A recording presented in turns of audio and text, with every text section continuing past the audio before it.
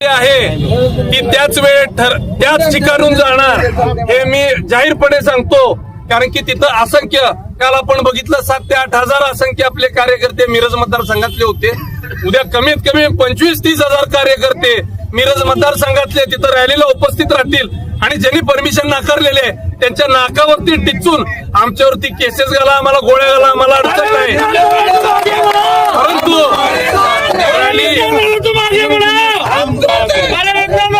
ठरलेल्या वेळेत आणि व्यवस्थित आम्हाला तुम्ही प्रोटेक्शन देऊ शकत नाही, हा तुमचाही अपयश आहे.